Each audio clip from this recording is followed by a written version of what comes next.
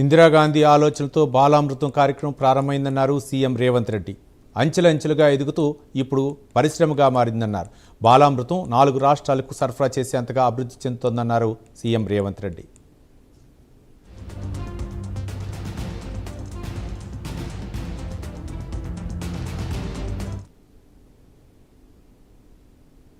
తెలంగాణ రాష్ట్రం నలుమూలలో ఉన్న దాదాపుగా 2 కోట్ల పైగా మహిళలకు ఆర్టీసీలో ఉచిత బస్సు ప్రయాణాన్ని ఏర్పాటు చేయడం ద్వారా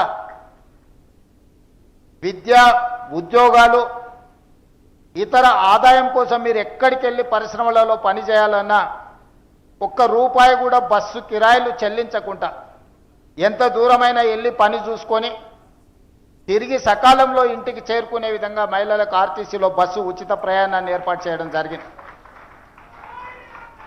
తద్వారా పనికి వెళ్తున్న మహిళలకు కనీసం నెలకు ఒక ₹10,000 ఆదా అయ్యే పరిస్థితి ఈరోజు రాష్ట్రంలో ఉన్నది.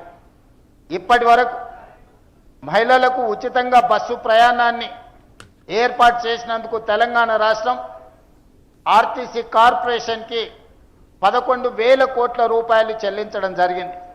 అంటే ప్రభుత్వం మీ తరఫున మీ భారాన్ని ప్రభుత్వం ₹11,000 కోట్ల 30 నెలల్లో చెల్లించింది అని అంటే ఎంత మీ పట్ల ఈ ప్రభుత్వం ప్రత్యేక శ్రద్ధ